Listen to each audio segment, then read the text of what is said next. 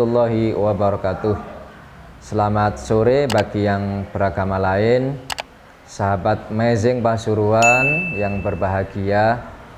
Beberapa jam yang lalu kita menyaksikan konferensi pers dari kepolisian, dari Polda ya, Metro Jaya, di mana Imam Besar Habib Rizik Syihab ditetapkan sebagai tersangka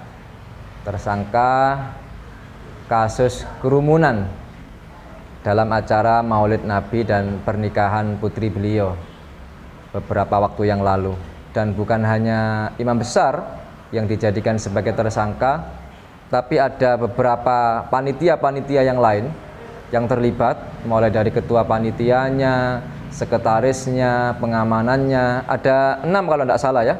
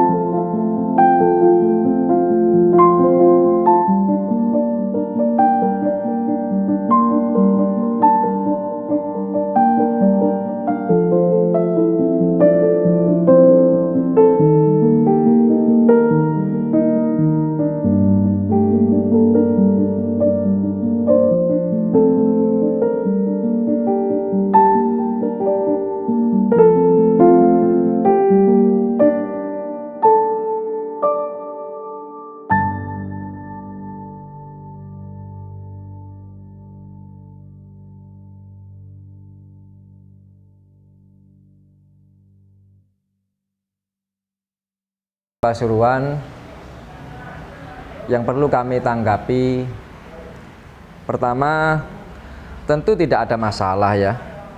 Tidak ada masalah yang berarti, silahkan kalau mau ditindaklanjuti ke tingkat penyidikan atau ke tingkat penyidikan tindak pidana ya. Karena kan sebenarnya secara administratif sudah dibayar 50 juta dendanya ya. Dendanya sudah dibayar 50 juta dan Habib Rizik sudah minta maaf secara terbuka atas kerumunan tersebut.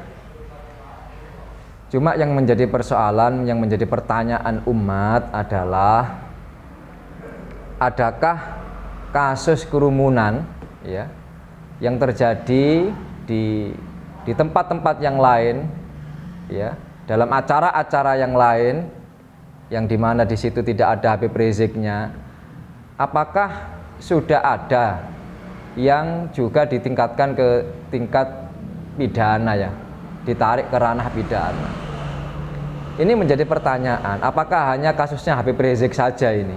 Sementara kan kerumunan itu kasusnya ada di mana-mana ya. Yang terakhir kemarin beberapa waktu yang lalu di Banten itu ada acara haul, videonya juga menyebar luas, berita di televisi nasional ya. Acara haul, banyak protokol kesehatan yang dilanggar, berita di televisi nasional juga sudah dengan mudah ya. Sekarang di YouTube dengan mudah kita bisa lihat ya. Apalagi kasus-kasus sebelumnya ya, di Pekalongan dan sebagainya ya, acara Kliwonan dan seterusnya. Belum lagi acara pilkada, itu kan juga ada pelanggarannya ya. Kan pilkada itu kampanye dibatasi sekian orang ya, ada aturannya, dan protokol kesehatan itu dilanggar di mana-mana. Apakah pelanggaran-pelanggaran yang lain itu adakah yang ditarik ke ranah pidana ya?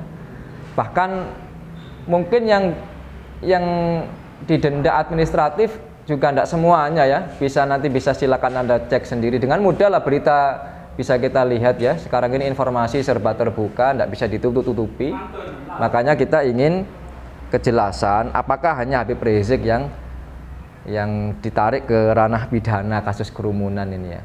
Kalau semuanya nggak ada masalah, saya pikir ya, selagi hukum itu berlaku untuk semuanya ya, justice for all, keadilan itu berlaku bagi semuanya, equality before the law, persamaan di hadapan hukum, saya pikir nggak ada masalah. Jadi ini yang harus dijawab ya, harus dijawab agar tidak ada rasa curiga ya, pertanyaan-pertanyaan yang justru tidak baik bagi nama baik wibawa kepolisian ya. Karena saya ataupun kita semuanya ikut merasa memiliki lembaga kepolisian ini milik kita bersama, ini milik rakyat Indonesia, kepolisian Republik Indonesia ya, bukan kepolisian milik siapa-siapa, bukan milik penguasa, bukan milik salah satu golongan, tapi milik semuanya kepolisian ini, yang harus kita jaga nama baiknya ya. Nah, terus kemudian di sini ada tulisan yang menarik sahabat ya, yaitu dari mantan wakil presiden Yusuf Kalla. Karena kan ada ya stigma-stigma negatif yang dilontarkan oleh pembenci Habib Rizik lah ya. Kenapa tidak datang saja, hadapi, gentle begitu ya. Baik, di sini ya, dari sumber faktakini.net, Yusuf Kalla, selama kasusnya tidak dibuat-buat, Habib Rizik pasti taat hukum. Ya, ini Selasa 8 Desember 2020. Mantan Wakil Presiden Yusuf Kalla mengungkapkan Habib Rizik Syihab adalah orang yang taat hukum selama kasus hukum yang menimpanya tidak dibuat-buat. Hal itu disampaikan Yusuf Kalla menanggapi Habib Rizik yang saat ini diminta datang oleh Polri sebagai saksi terkait dugaan pelanggaran protokol kesehatan dalam acara Maulid Nabi Muhammad SAW sekaligus pernikahan putrinya di Petamburan, Jakarta Pusat 14 November 2020 yang lalu. Sebagaimana diketahui, berbeda dengan kerumunan Gibran putra Jokowi saat pendaftaran pilkada, kerumunan Oli Dondo Kambe kader PDIP di Sulawesi Utara, dan banyak kerumunan lainnya yang aman-aman saja. Kerumunan yang melibatkan Habib Rizik memang berbuntut panjang, bahkan beliau langsung dipanggil polisi. Bukan hanya Habib Rizik ya, tapi sampai gubernur diperiksa 9,5 jam ya. Apakah ada di tempat lain, di wilayah lain kasus kerumunan yang gubernurnya diperiksa sampai 9,5 jam ya. Kapoldanya dicopot dan sebagainya ya. Ini pertanyaan yang harus dijelaskan ya oleh pihak-pihak yang memang punya kapasitas untuk menjelaskan ini ya. Menurut Yusuf Kalla, Habib Rizik sosok yang taat hukum karena menerima putusan pengadilan yang membuatnya dipenjara pada 2008 akibat bentrok terhadap masa Aliansi Kebangsaan untuk Kebebasan Beragama dan Berkeyakinan AKKBB pada peristiwa insiden Monas, Jakarta. Walaupun JK mengakui saat itu Habib Rizik tidak berada di lokasi bentrokan. Jadi waktu itu flashback sedikit ya, ada bentrokan antara Komando Laskar Islam yang di situ ada beberapa anggota FPI yang tergabung di situ, bentrok dengan Aliansi Kebangsaan yang waktu itu membahas terkait dengan undang-undang anti pornografi.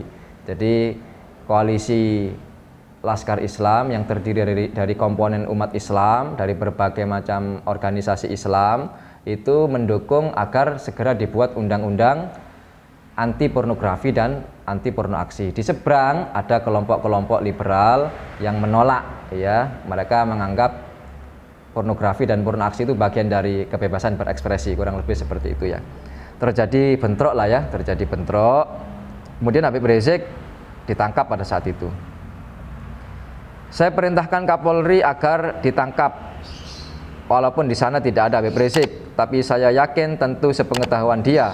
Saya minta Habib Rizik diminta pertanggungjawaban, diperiksa kepolisian, dan kemudian masuk pengadilan penjara setahun, ujar Yusuf Kalla dalam wawancara eksklusif bersama pimpinan redaksi Berita 1 Claudius Bokan di kanal YouTube Berita 1.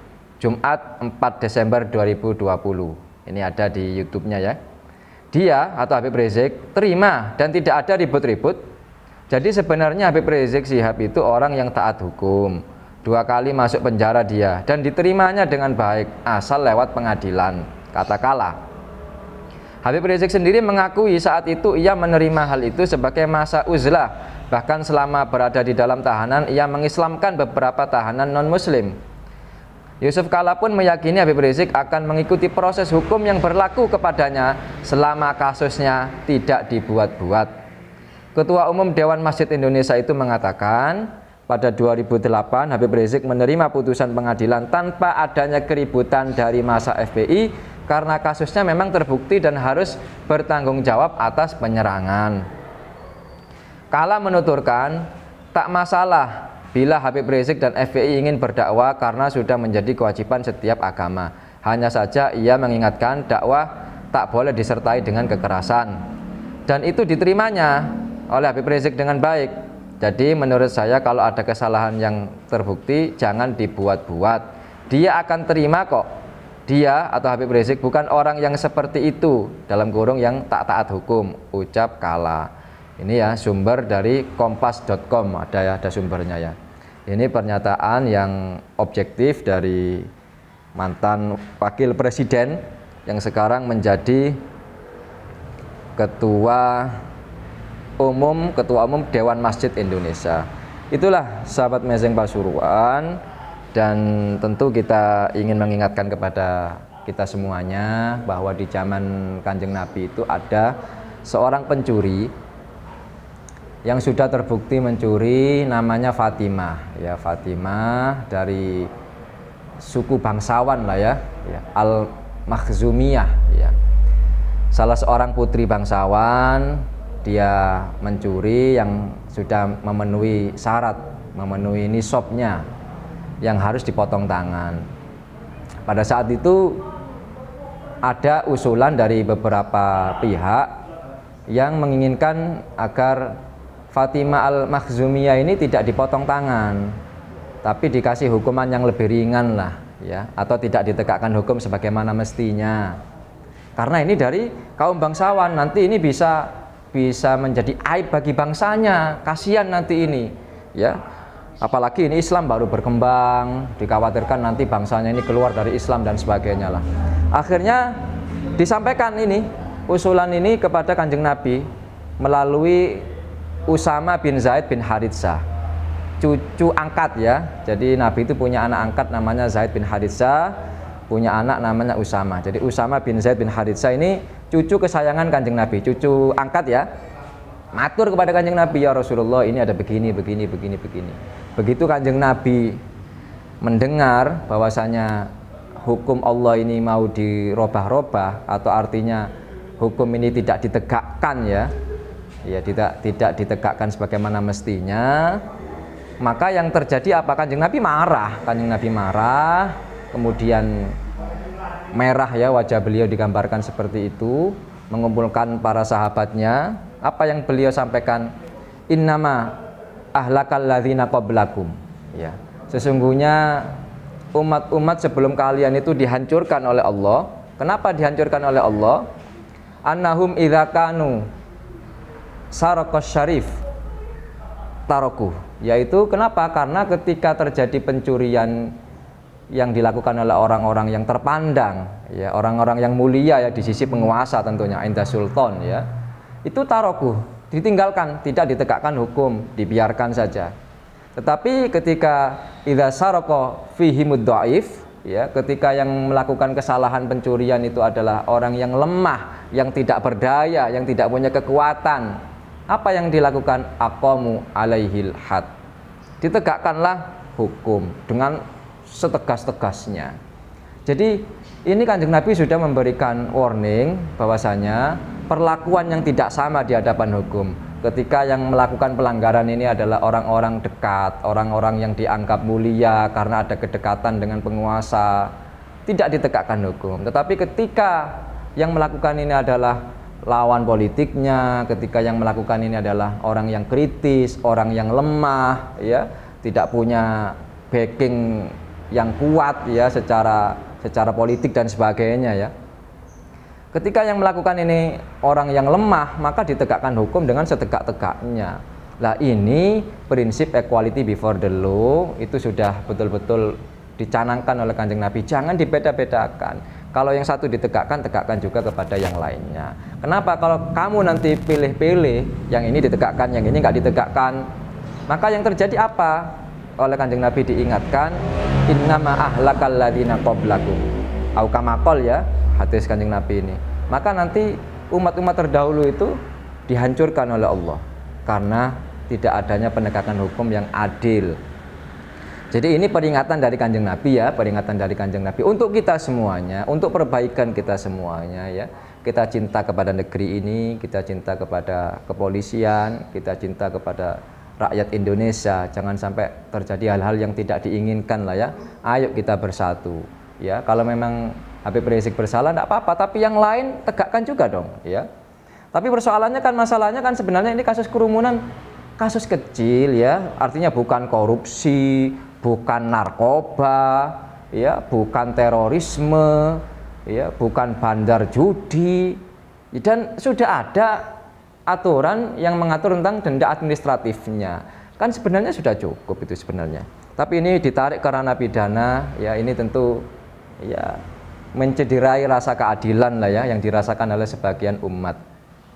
Baik sahabat Messing Pasuruan, kita berdoa untuk keselamatan bangsa kita ya. Ayo kita sama-sama berdoa kepada Allah. Jangan lupa kita punya Allah ya. Meskipun orang mau mencelakakan kita seperti apapun ya upaya mereka, tapi Allah kalau mentakdirkan selamat pasti kita akan selamat ya. Begitu juga meskipun ada musuh sedemikian kuat ya, terus berbuat sewenang-wenang kepada kita, kalau Allah takdirkan hancur, Allah pasti akan hancurkan. Nah, tentu kita berharap untuk Indonesia ini agar diberikan keselamatan ya, tidak terjadi hal-hal yang tidak kita inginkan, tetap terjadi kondusivitas kita jaga. Jangan sampai ada pihak-pihak lain yang terus kemudian memanfaatkan ya kejadian-kejadian yang terjadi di akhir-akhir ini ya untuk kemudian membentur-benturkan sesama anak bangsa. Baik, itulah sahabat Messing Pasuruan, mudah-mudahan Habib Rizik diberikan kekuatan, ketegaran, ketabahan menghadapi persoalan ini dan bisa menyelesaikan dengan baik, dan mudah-mudahan kepolisian juga bisa menangkap aspirasi umat ini ya, sehingga ada titik temu lah ya, dialog yang baik begitulah ya.